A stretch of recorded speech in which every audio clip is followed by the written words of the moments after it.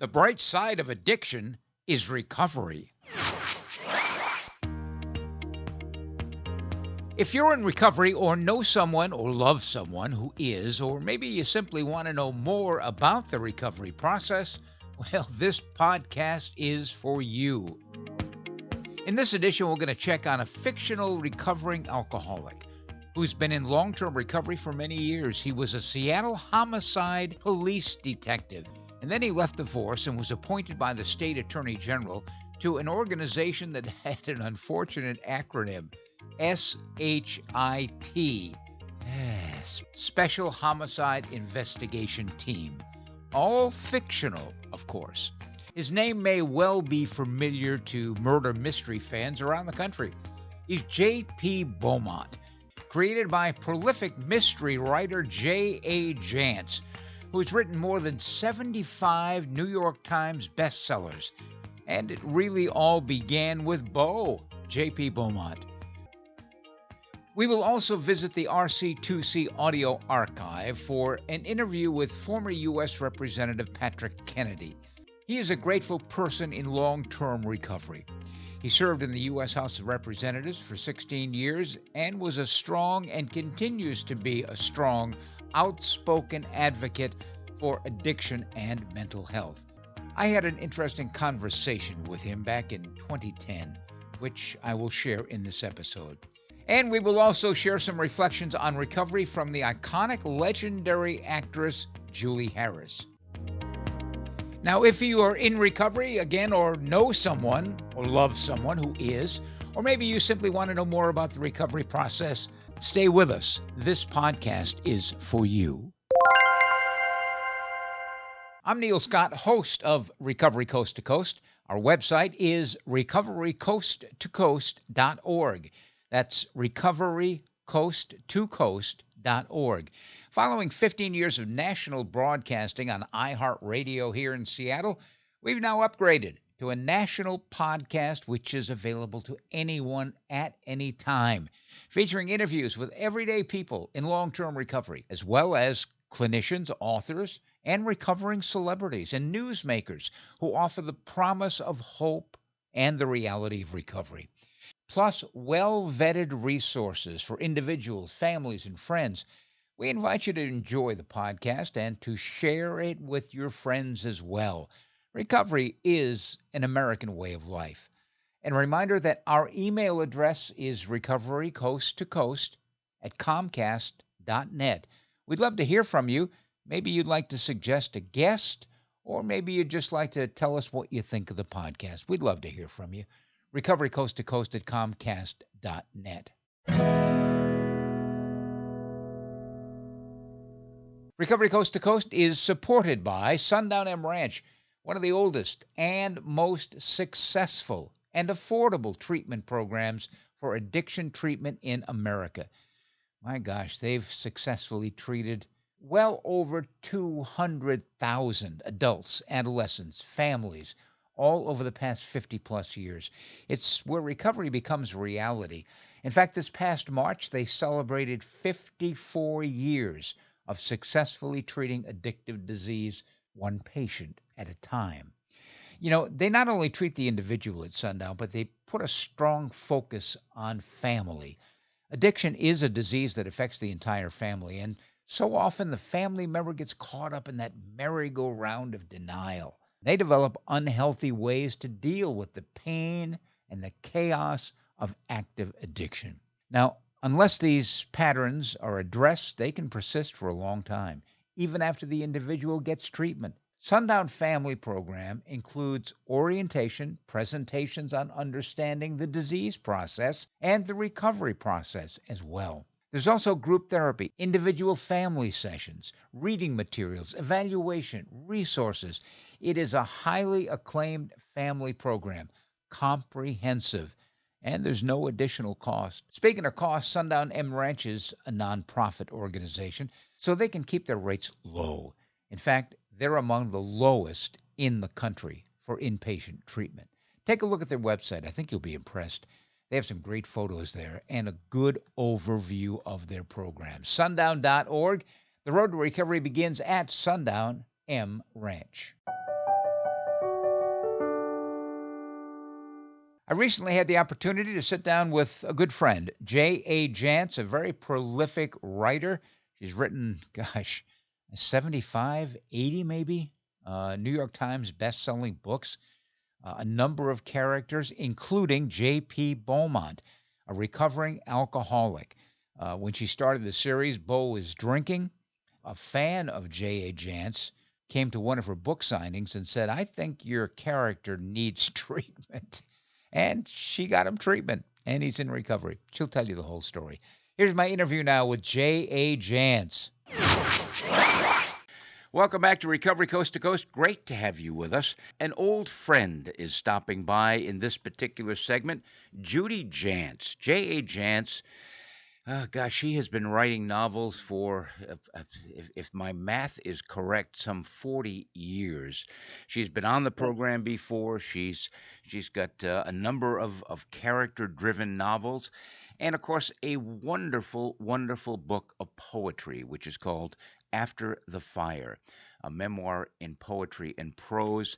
And if you are in recovery, you need to read this book for certain. Again, After the Fire is the name of the book. But her latest one is called Nothing to Lose, and it's a marvelous book. Who comes up with the titles after you write the books, Judy? I came up with that title before I ever wrote it. Oh, you did? Okay. So I'm usually the one who is responsible for the titles of the books. That's part of my job. After reading the book, I guess I would have come up with the title Medicine Man and the Magic Pouch. But no spoiler alert, you're going to have to read the book. It's called Nothing to Lose. Is it the 29th JP Beaumont? Well, Beaumont is a sneaky character because he has crept his way into 4 books in other series. But in his series alone, there are 25 books. I started writing about Beau in the fall of 1982, and the first book in that series, Until Proven Guilty, came out in 85. So actually, this is the 40th anniversary, 2022 is the 40th anniversary of his and my introduction as character and author. I had written another book that never sold to anybody. For one thing, it was 1,400 pages long. But in writing that unpublished book, I learned the essentials of writing: character creation, dialogue writing, scene setting, plotting, all of those things that you need to have, all of those moving parts. So although that book was never published, it was important that I wrote it. But while it was being turned down, my agent suggested that I come up with another character. And so I was new to Seattle. I decided, well, okay, I'll write a Seattle detective. So I came up with a character. I named him JP Beaumont. You named him on a train, as I recall. Yes, I met him on a I met him on the train about 6 months after I first gave him a name, because I gave him a name, I gave him a job, I gave him a place to live, and then for 6 months he wouldn't do anything. And it was only in the following March when I sent my kids to Camp Orkila and I got on the train to go to Portland, when suddenly I thought, well, what if I wrote this book through the detective's point of view? And so I got out a notebook and I got out a pen and I wrote the words, she might have been a cute kid once. That was hard to tell now. She was dead. And as soon as I wrote those words, it was as if lightning had struck, because all of a sudden I was on the backside of Seattle's Magnolia Bluff. I was walking around the crime scene in Beau's shoes. I was seeing it through his eyes. I was hearing what he heard, what other people said to him, what he said to other people, and also what was running through his mind. And all of a sudden, we were together. And if you read Until Proven Guilty, you'll find that those are still the words that start that first novel. She might have been a cute kid once. But those books, because of that, those books are written in the first person. So Beau was a homicide cop, and I couldn't have him be at work all the time. So I thought, well, he has to find something else to do. Well, if people read After the Fire, they will learn that I spent 18 years of my life with a man who died of chronic alcoholism at age 42, a year and a half after I divorced him. Writers are supposed to write about what they know. I knew a lot about drinking. So I had Beau do the kind of drinking that I had lived with through all those years. And so it was, in my mind, it was just sort of like, when those British cozies people are always having tea, it's something for the characters to do with their hands in the course of the story. Well, that it was as far as my mindset was. That aspect of his character was just that, an aspect of his character. But then the fourth book came out, and I was doing a signing in Portland when a lady came up to the table and she said, Beau drinks every day. He has a drink of choice, and it's starting to interfere with his work. Does JP Beaumont have a problem? And I said, these are books. But in the course of that set of signings, 6 other people asked me the same question. And I finally realized they were right. I had written that part of my own history into the background of the book without consciously doing so.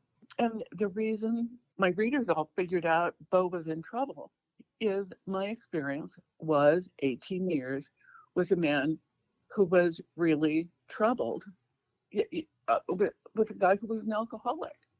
And so naturally, the way I wrote it was directly related to reality. Last week, in an interview, someone asked me which of my characters did I think, what part of Beau's character did I think was most important? And I said that his background in drinking is paramount.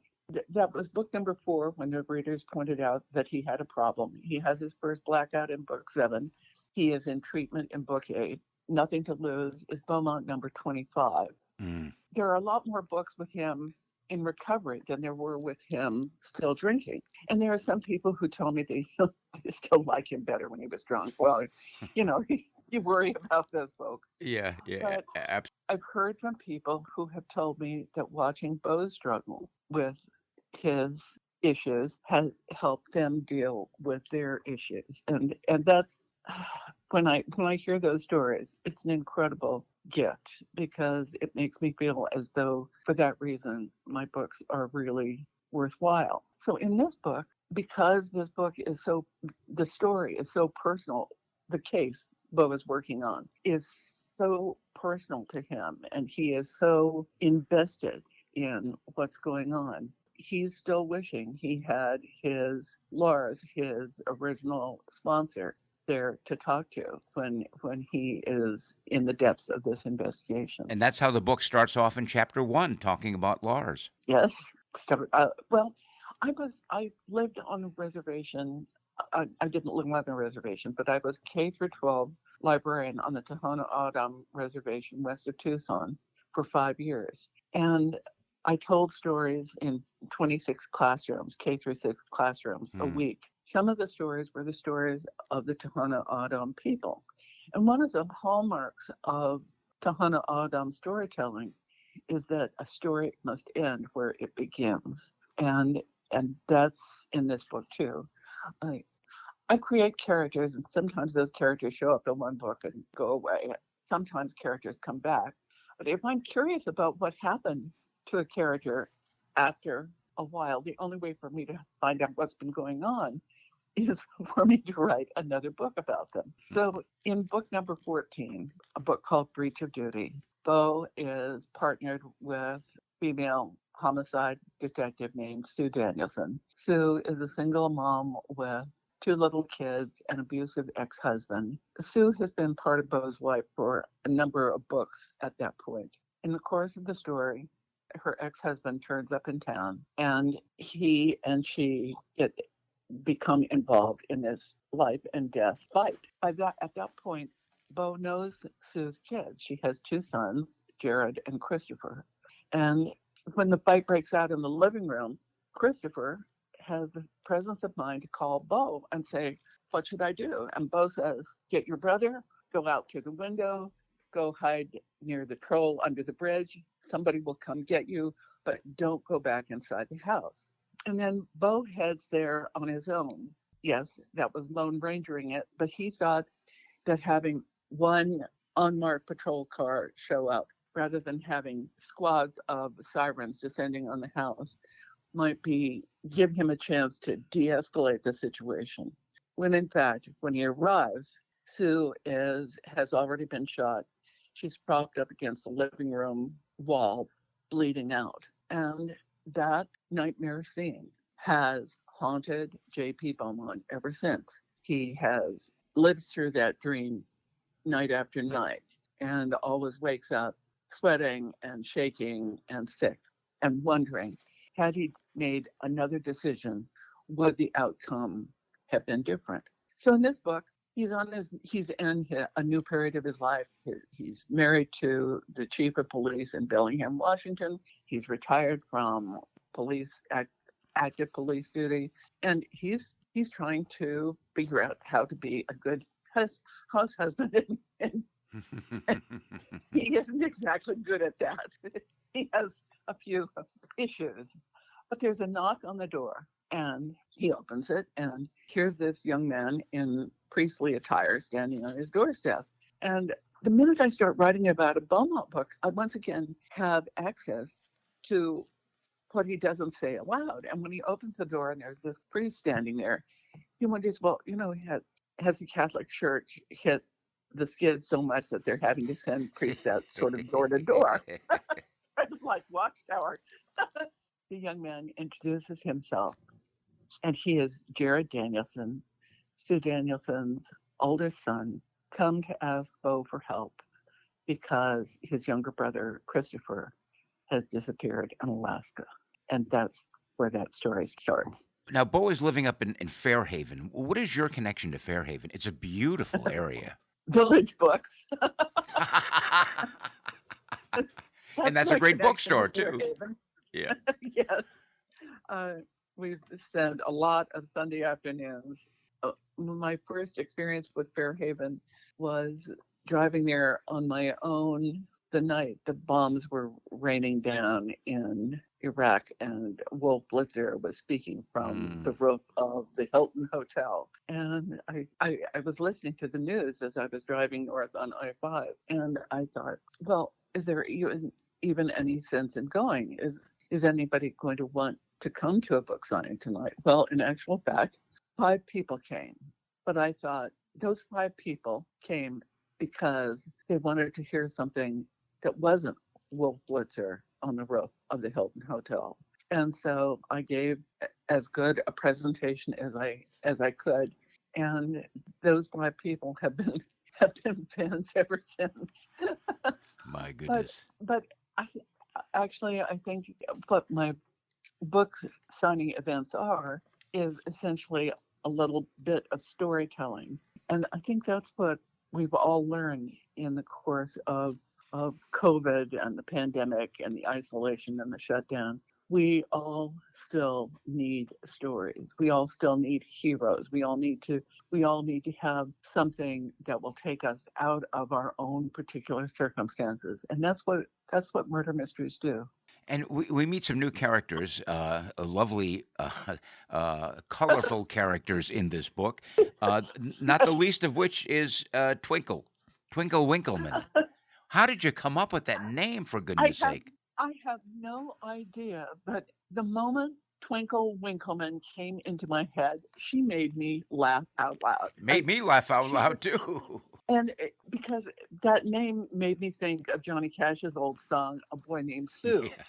So Bill, my husband, is sort of a gearhead, and he was a follower of that Motor Trend series on TV called Wheeler Dealers, where these 2 guys, one would go out and buy some iconic vehicle or another, and someone else would and take it back to the shop where the other guy, the cute one, would rebuild all the broken parts and make it all shiny and new again. And in the last season of that, one of the cars that they redid was a 1950s something International Harvester Travelall. And I knew that International Harvester did tractors, but I had no idea that they made what was essentially the precursor of every SUV you see on the road today. So as soon as I met Twinkle Winkleman, I knew she had to draw an international uh, travel.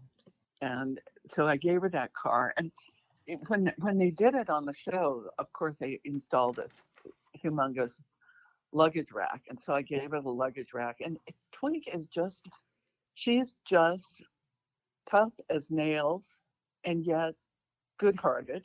Tender heart. It's, it's easy to dismiss her because you think, well, she's just, she's sort of like a 2x4. Yeah. Not very pretty, but strong. And when I first met her, Beau was on the ground in Anchorage, Alaska, and there was a terrific snowstorm. And he's like the rest of us in the Seattle area. We're very bad when it comes to driving in snow. So he ends up calling for a driver. And Twinkle and her travel, that's the only driver that can really get out on the road. And so he hires her. And it doesn't have a heater either. Right. It doesn't. Yes. My heater, I had a heater cord go out in the middle of the winter once and drove from here to Portland with the windows cracked to keep it from steaming over. Wow. So, a little bit of my own history ends up. Write what you know. Write what you know. Right, what you know. And so I thought that Twink was just going to be in the Anchorage portion of the book. But then when Mel lays down the law and says, you're not driving to Homer by yourself, you keep your driver. And Beau comes to that conclusion. Then I thought she would just drop him off in Homer and come back. But I was wrong there too. Twink hangs on and she remains in the book up to, through, and beyond the crashing climax. Oh my goodness, she's wonderful. The book is, by the way, is Nothing to Lose, JA Jance. It's available certainly at Amazon and online retailers. But I would certainly urge you, as I do with all of the guests we have on the show who are authors, go to your local independent bookstore if you can. That's so important, isn't it, Judy? It is. And Third Place Books in Lake Forest Park has autographed copies. My Poison Pen in Scottsdale and Mostly Books in Tucson also have autographed copies. But with the pandemic, I'm just not able to go out and go cross country to do signings. So if people want autographed books, those are the places to go to. And they can certainly send me an email and ask for directions and as to how to get that. My website is jajance.com. My email address is posted there, and I respond to emails. Judy, getting back to Beau, I mean, it literally throughout the entire series, it's what it was like, what happened, and what it's like now. How long has Beau been in recovery? Well, I don't know the exact number of years, but I know he went into recovery in book number 8. He had a relapse in book number 11, I think. And he's been on the straight and narrow since.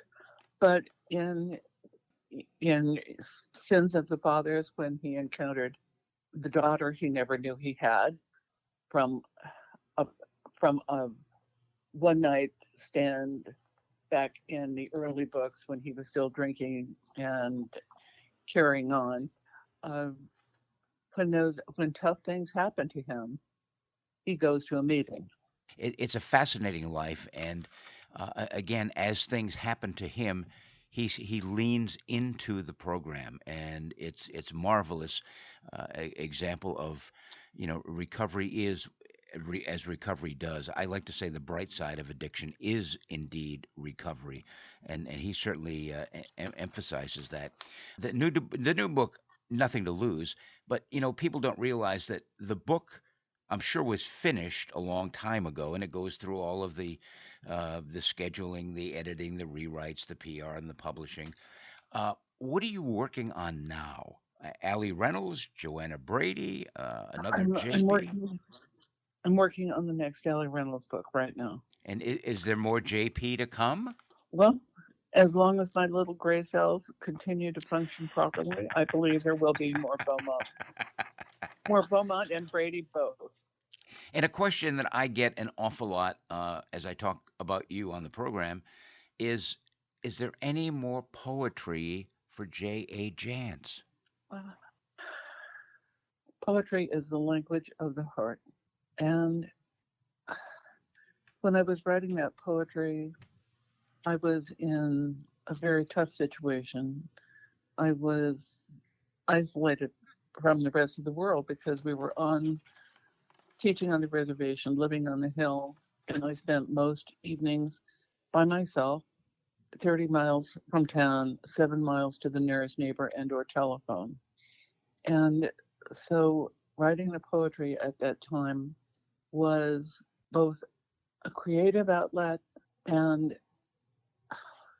an outlet for my soul because those poems are a reflection of what was going on in my life.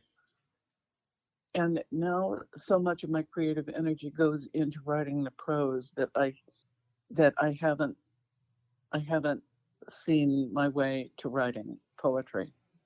You're Does that make sense? Yeah, it does. And your late husband, I believe, told you at one point there's only one writer in this family, and it's not you.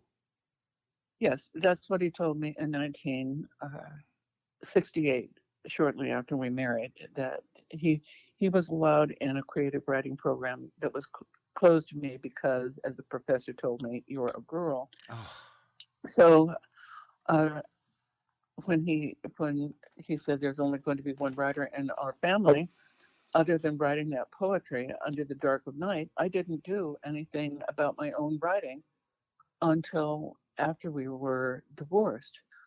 But then something sort of fun happened.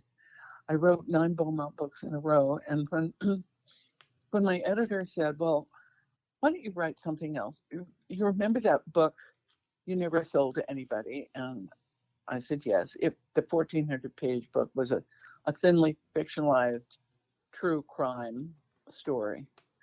Uh, he said, "Why don't you rework that, and we'll turn that into your first hardback?"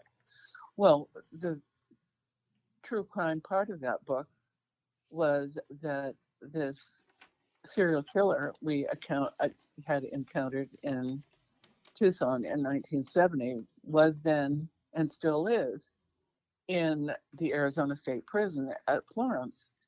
And I didn't want to write a book that would cause his attention to turn to me. So I wrote a book that was entirely fiction.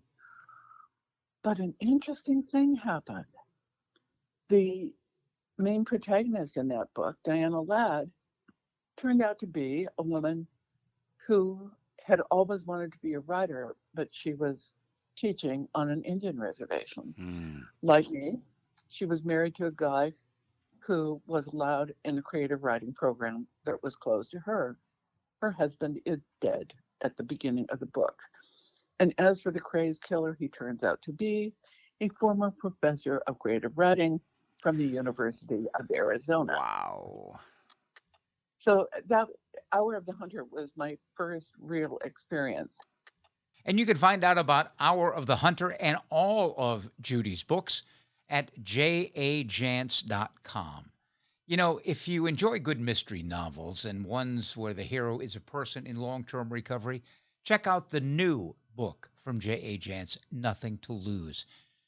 In fact, read the whole series if you haven't already. And if you enjoy poetry, her book After the Fire, that chronicles her life with an active alcoholic. It deals with her feelings. It's a powerful and emotional read. In 30 seconds, we are going to hear from Patrick Kennedy, son of the late Senator Ted Kennedy and the nephew of former President John F. Kennedy. He was a congressman from Rhode Island for 16 years. His addiction and his recovery, both personal and powerful. Don't go away. We'll be back in 30 seconds. She has always been your baby, but when your daughter got into drugs and alcohol, she turned into a stranger. What do? Where do you turn? Contact Sundown M Ranch. Sundown's nationally recognized youth treatment program guides young people back to a life free of drugs and alcohol. All treatment is gender-specific and directed by caring certified professionals in a safe environment. You can get your daughter back and get to know her again. Go to www.sundown.org to learn more.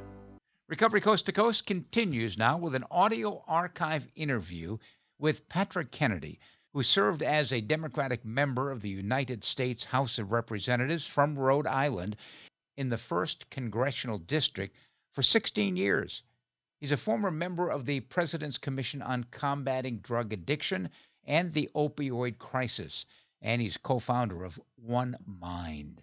I spoke with the congressman back in 2010. Recovery Coast to Coast heads to our nation's capital, Washington, D.C., where we visit with Congressman Patrick Kennedy from my home state of Rhode Island. Congressman, welcome to Recovery Coast to Coast. Thank you, Neil. It's good to be on with you. First of all, listeners certainly want to know how you are doing in your early recovery. Thank you for asking. Well, it's only a day at a time, but taking it one day at a time. But the days have been adding up, and I'm feeling good. There are a couple of things I would like to ask you about regarding your recovery and recovery in general. One of them has to do with the stigma. The other has to do with anonymity. As an alcoholic and an addict, and I'm familiar with the shame and stigma myself because I've suffered it and I know what it is, and I can't say that I haven't succumbed to that myself in my own life. So I'm not holding myself above anyone else, but we are our own worst enemy.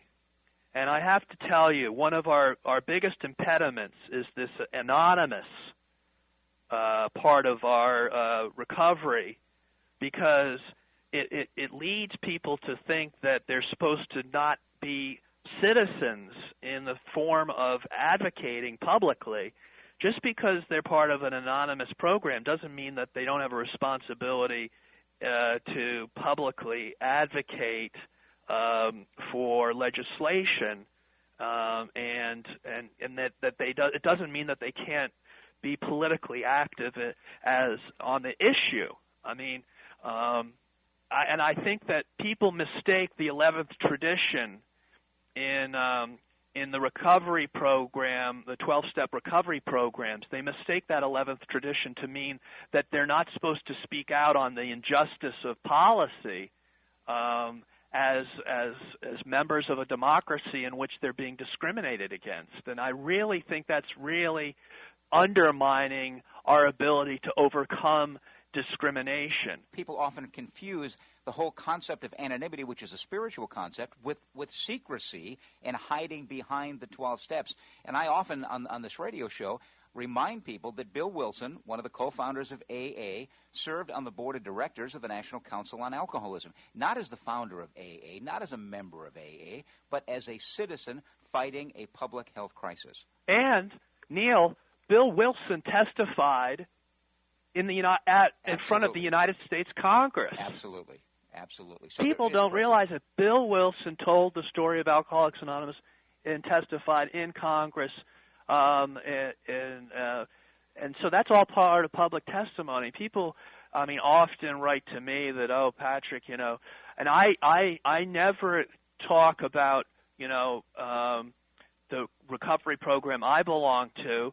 But I still get letters. People say, "Oh, you're violating 11th tradition." But the fact is, if we don't get out and start talking, all people know about alcoholics are drunk alcoholics. People need to know more about sober alcoholics. We are visiting with Congressman Patrick Kennedy from Rhode Island. As a recovering alcoholic, as a recovering addict, standing up and speaking out. How important is it, Congressman, for someone in recovery to do that? People in recovery need to be more public, or else the perceptions the general public will have are only of people who are failing. I think we need to do a better job. Faces and Voices of Recovery is a group that I encourage people to join. They're a great advocacy group. It's called Faces and Voices of Recovery, and they are a recovery group that's that's an advocacy group on behalf of. And a great one. We've had Pat Taylor and Tom Cordero on the show many times, and we certainly encourage people and direct people to get involved with them on a number of advocacy issues. Recovery Coast to Coast, I'm Neil Scott. Congressman Kennedy joining us. What specifically, Congressman, can people in recovery do to make their voices heard on this issue? Who can they call? What can they do? And if people send emails, if they write to their representatives and their congressmen and their senators, does that make a difference? Absolutely. You know, the civil rights movement was a spiritual movement. It was about people back in the 60s, African Americans, who said that they weren't going to be treated this way any longer. And it was a spiritual movement where it wasn't simply changing the laws, but it was a changing of their attitudes. And you know, I think that it was about liberating. It was about liberation of self as much as liberation of law. And this is a spiritual movement where we as individuals have to liberate ourselves from the stigma that we impose upon ourselves, that society places upon us, that we succumb to. We take it upon ourselves to wear the yoke of moral judgment of others, that we are somehow to be blamed for this moral failing that society says that we are to blame for our addiction and illness. And you know, we have to do something about this, and I think that part of it is going to be personal, part of it's political, but in both cases it's important that we do it. And my Uncle Robert Kennedy spoke about it in the civil rights movement. You know, he said each time a person stands up or acts to improve the lot of others, they send forth a tiny ripple of hope, and coming together from a million different centers of energy and daring, those ripples can knock down the mightiest walls of oppression and resistance. And, you know, what he was saying is it doesn't take, you know, one person to knock down the walls of resistance. It takes each of us to do our part. And then if all of us do something, then together we can do it together. And I think that's the spirit we have to do it in, is if everybody does their part. We can't worry about whether our neighbor, you know, steps forward. All we have to worry about is whether we do it in our own lives. And in fact, for those of us who are in recovery, we know that, because that's part of our spiritual movement in recovery, is to be responsible for our own work and every day, to do our part in our own lives to make a difference. And I think it's consistent with that we tell other people that we are consumers, that we're in recovery, on the road to recovery, so we destigmatize it to other people and allow them to speak openly. And I think that we write our members of Congress, we write our local state legislators, and we join a group, like I said, Faces and Voices of Recovery, where we participate politically, because democracy only works. It's a participatory game. It's not a spectator sport. It only works if people participate. And let me just conclude by saying, Dr. King's speech, I mean, the whole notion of discrimination, it applies. I mean, sure. It's an invisible discrimination because you can't see the disability because it's in the brain. It's hidden. But there is a physical change that people have, and they're being discriminated against because of their disease. That's not right, and that's not American. And this is a civil rights movement for equal protection and civil rights. This is the last real strong vestige of bigotry and prejudice that remains in this country. I mean, there's still great vestiges of discrimination in race and so many in religion and of course and sexism and so forth. But this is still this issue of mental illness and bigotry against those with mental illness and the stigma that remains is so powerful. We have a lot to do to erase it, and it will only happen when people start standing up in their own lives and speaking out against it. Has your early recovery helped you to become a better advocate, and if so, how? Well, what has helped me so much is I was forced to be public because of my public office. And initially, it wasn't comfortable, clearly. But it actually has become a blessing for me because everywhere I go, because I'm so public, because I was forced to be so public, people come up to me and tell me how, in their private way, how they're in recovery. And now that gives me a lot of comfort because everywhere I go, people tell me they're in recovery. And I wish that other people who weren't so public, they don't get the benefit that I do because no one knows they're in recovery. So when they go into a room, unlike me, they don't know how many other people in the room are in recovery. Whereas where I walk in the room, I have alcoholic and addict tattooed to my forehead because Patrick Kennedy, everybody knows, that I am I've been in treatment, and I've had my face plastered on the front page of the papers. So any recovering person in the room comes right up to me, and I had the benefit of that now. I used to think that would have been a liability. Now it's actually a big asset to me. So I count myself very lucky and very grateful for my recovery and for being public, for it being public, because it gives me more support really in my life. Because I run into people in recovery every moment of every day. I'm everywhere I am. I'm around people in recovery. Because quite frankly, we're all over the place. We're all over the place. Congressman, thank you so much for that. Hey, Neil, great to be with you. Thanks for your show. Today, Patrick is one of the world's leading voices on mental health and addiction. He's a tireless advocate who works to unite government leaders, philanthropists, the private sector, and advocates around the world in transforming our healthcare system to finally treat illness of the brain on a par with illnesses of the body. You can find out more about Patrick's advocacy for recovery at patrickjkennedy.net. We will be right back after a thought for the day from legendary actress Julie Harris. Prayer is not overcoming God's reluctance.